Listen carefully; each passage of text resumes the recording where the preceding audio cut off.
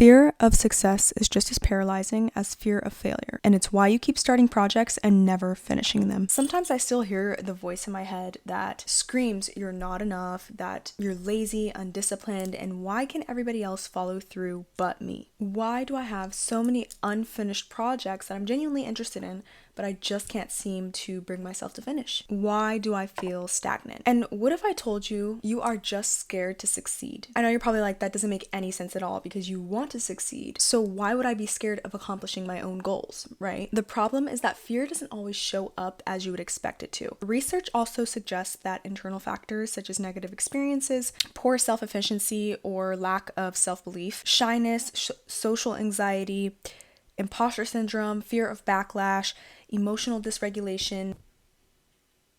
Someone just bought the flow and focus method. I can't believe I just caught that on video. Dude, this is crazy. Hold on. That was really exciting because that was my first sale for Flow and Focus, and it happened while I was filming for Flow and Focus. So that's pretty cool. So anyways, we're gonna break down what the fear of success actually looks like and why it's been running your life without you even knowing. Fear of success often gets mistaken for like laziness, for lack of motivation, for maybe like poor discipline. From the outside, it looks like you may not care, and that's why it's so easy to miss, because you're not sitting there thinking, I'm scared to succeed, right? I'm scared of success. You're thinking, why can't I just follow through? What's wrong with me, right? And it shows up in patterns. You don't finish projects. You talk about what you're going to do more than you actually do it. You work on several things at one time, spreading yourself way too thin, which usually causes burnout in the long run. Your vision board goals will stay the same year after year. And you second guess yourself constantly. Sometimes nothing ever feels good enough. And you get close to something real. You are working towards it. And suddenly things start falling apart. We can take a look at why this happens. So we're going to take a look at the shift. And it's not about the fact that you don't want success, right? It's that you're scared of what comes with it.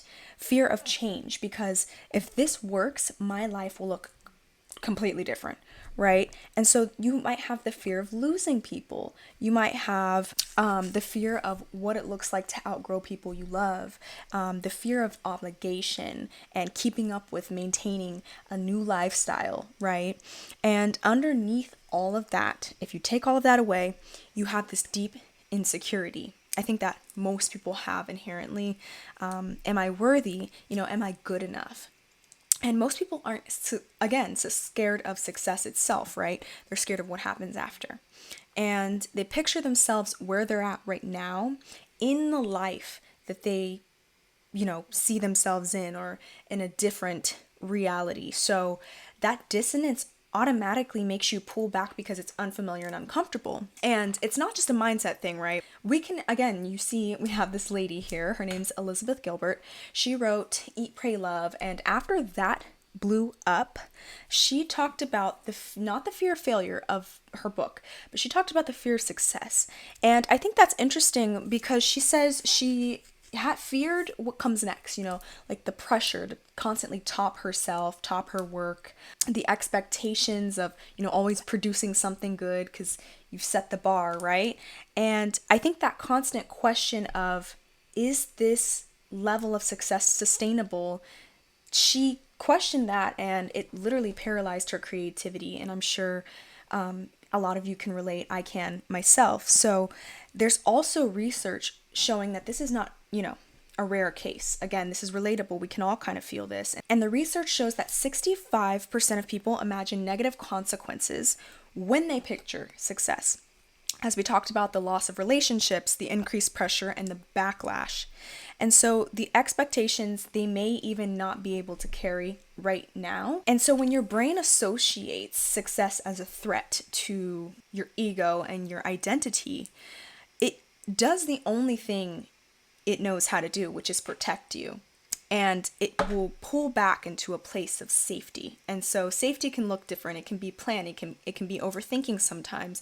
It can be chaos. It can be, a variety of different things to different people. And this is exactly why it doesn't show up as panic, because it's procrastination in your everyday life. It's the distraction in your everyday life. It's starting strong on something and disappearing when things get uncomfortable or unfamiliar. Because unfinished potential feels safer than success. You don't trust yourself right now to sustain. And so the reframe around that is, for me personally, this showed up with the starting and stopping cycle.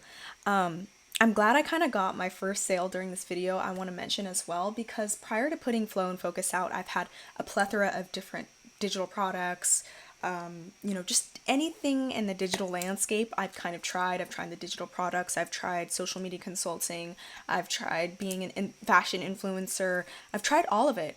And I would actually put myself out there and be uncomfortable, and I would let that uncomfortability, consume me, and I would stop creating for large periods of time. I don't know. You see what I'm saying? I had the Higher Self Collective. I had the Self-Discovery Kit. That was my most recent digital product. I did UGC. Again, I talked about the consulting ideas. And then I also did a content series called Introverted Diaries. It was a short form series that I wanted to turn into a long form series. But there's about 8 or 9 parts to that, but I just ended up literally stopping. And it was one of my most community building pieces of content, because I would get a lot of followers, I would get a lot of people who were interested in the same things. We would have, banter back and forth, and yeah. So in hindsight, you'd be like, why would you stop something like that, right? But for a long time, I thought, something might have been wrong with me. Maybe I'm just not ready. Maybe, I just need to get in the right headspace. But I think I thought I lacked the discipline. I thought, because I'm not waking up at 5 a.m., I'm not meditating, journaling, working out, making all this money, that, again, every time something started to work, going back to that series and experience that I had, my brain would flood with ideas, new directions, new critiques, right? And new ways that I can, make it better. Constantly consuming, the newest strategy, the newest algorithm update. And so doing that, people talk about how unstable the online landscape is as a full-time content creator, as a full-time entrepreneur. And let me make sure this is charging. Okay. Entrepreneur. And, listening to that, they talk about how volatile money can be in that business, in that arena. And so how hard it is to stay relevant and sustain that. And instead of answering that question with, okay, well, how can I, build a structure that supports my consistency and quality? I answered it with a lot of pressure, and I wanted everything to be perfect, fully aligned and fully formed. If the idea was executed and it wasn't automatically perfect, it was just not going to happen, right? And I had ideas with a lot of massive potential and no system to support them or those ideas, So I burnt out as I let the ideas I poured lots of energy into kind of just go unfinished. And I wouldn't say not because they weren't good, but because I think my brain was missing that certainty, it was missing that safety. I knew the potential of my ideas, but I feared that they would not be sustainable. Or I had the fear that everybody would watch me fail. Everything that I poured my energy into, nobody would be interested or nobody would want. And that took over. So instead of, committing, I stalled and I stayed comfortable in the planning mode and the overthinking mode. I guess, I wasn't building, right? That's what the fear of success really looked like for me. And so instead of trying to force myself to be more disciplined and to have this rigid, strict routine, I realized I needed to redesign how I was working so that my ideas could actually be supported, so I can see my ideas through. I wanted to have a way and a system and a foundation to support my ideas without ending up in that familiar place of regret and then stagnation. I didn't want to live in the what if version of my life anymore. I want you to think of your brain as an operating system. When you have an operating system that is glitching, that is overheating, that is running slow, your automatic instinct isn't to throw the entire operating system away. It's to check for updates. It's to remove all of the things that your operating system no longer supports. Your brain works the exact same way. Most people are exhausted from trying to force new habits on an outdated system, on a system that's already full and the bandwidth is not accepting any more space. You might even be tired of trying all the productivity hacks and all the different Pomodoro method and all of that. If you watch this far and you resonate with the feeling of being inconsistent or the feeling undisciplined, that actually tells me that you've already completed the first step, awareness. And so the next question becomes, how do you design around that awareness, right? How do you design around how your brain actually works? You want to create a system that is not resistant. And so when I say a design, I don't mean like having a rigid routine or different hacks, right? I mean intentionally designing what your life and what your work are allowed to demand from you. What burned me out wasn't necessarily discipline or rigid schedules, right? It was caring way too much at one time with nothing to support everything in my life at once. So essentially compartmentalizing, if you want to look at it that way. So I started with finding out the constraints and not the goals itself. So what's stopping me from moving to that next level and unlocking that new version of myself and that new feeling of confidence and self-trust, because I can follow through with things that I set out to do for myself. I typically ask in different seasons of my life when I find myself stuck, like, what can my current capacity realistically support? I think picking one primary project, setting an amount of hours you want to commit to, and having clear boundaries between planning and execution is essential. And in Flow and Focus, that is exactly what design is about. It's about reverse engineering what you truly want and shaping your reality and your environment and your energy to support it. Not just to support your output and your effort, right? But your work ethic,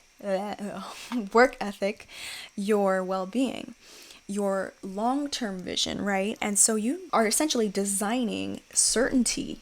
As you can see from the last slide, the problem was never motivation, it was certainty. So to solve that problem, what we're going to do is design that certainty. And so what I want you to do, again, so you have the constraints, that's where you want to start. You've picked a project and you've given a set amount of hours. The next thing you're going to want to do is remove friction before you add effort. So you want to simplify your tools, decisions, and expectations so follow through isn't forced. And so I know keeping it simple is the way to go. If you're someone like me, you want things simple. You don't want any, crazy learning curves that don't actually serve, your vision, or it could just be a distraction, right? As was, like, for instance, Notion. Learning how to use Notion was more about how it looked than the actual productivity of it all and efficiency of it all, right? Well, that's just me personally, but you want to make it to where follow through isn't something that's forced, it's something that's embodied, it's something that is inevitable through the systems that you've created for yourself. And so that's how momentum is created, that's how discipline is created and sustained. And so the product of that discipline and momentum on your mental and emotional well-being is now you have a newfound self-trust, you have this confidence, you have trust knowing that what you say, you hold that expectation to yourself. You keep your word, right? Now you have the awareness. Now you have what you need to design your systems for the next 90 days, at least. And if you want to take it a step further, you can check the link in bio to read more if the full Flow Focus program is going to be a method for you and if you would be interested in participating in it. So thank you for watching, and I will see you in the next video.